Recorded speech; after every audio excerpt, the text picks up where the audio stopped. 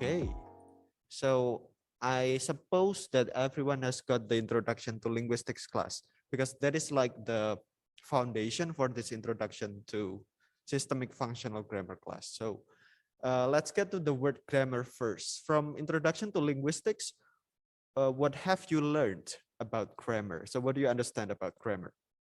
Anyone? What do you understand about grammar?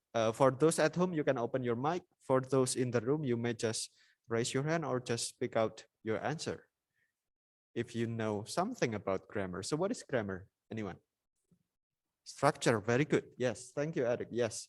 So grammar is structures, that is right. So when we're talking about grammar, we're also dealing with structures. And what do we mean by structure? What do we mean by structure? Anyone? Anyone at home? Structure, can you elaborate? Is it like the structure of a building? Can we say that, oh, this building has a good grammar, for example? No? No. So what kind of structure is it? Very good. Yes. So grammar is actually the structure of language. That's right. So we're talking about the structure of language here, but is it only about the structure? That's the next question. Is grammar only about the structure? What do you guys think? So it's not only about the structure, and that is actually the specialty of functional grammar.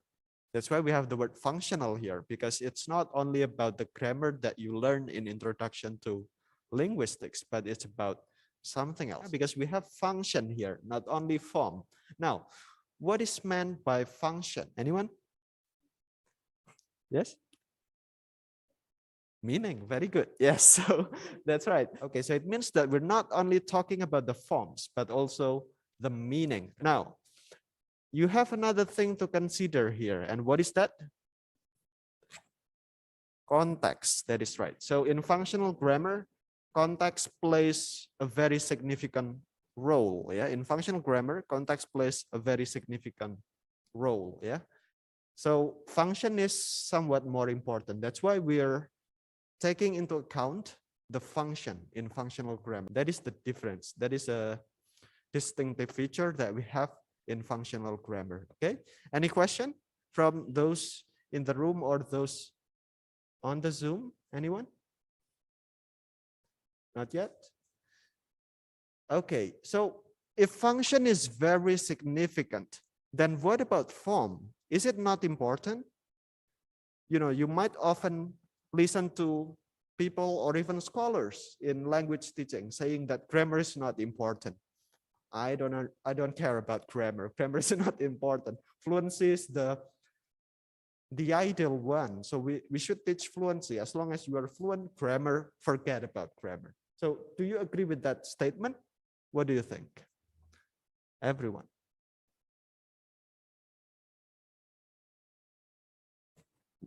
Mm-hmm.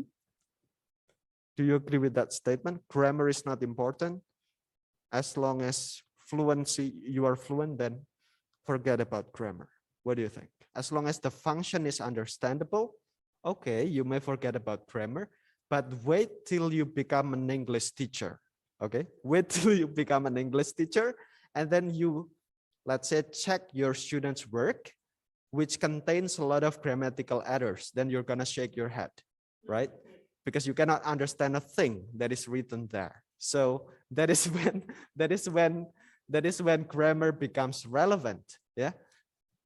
So we can conclude that both forms or structures and function both are important.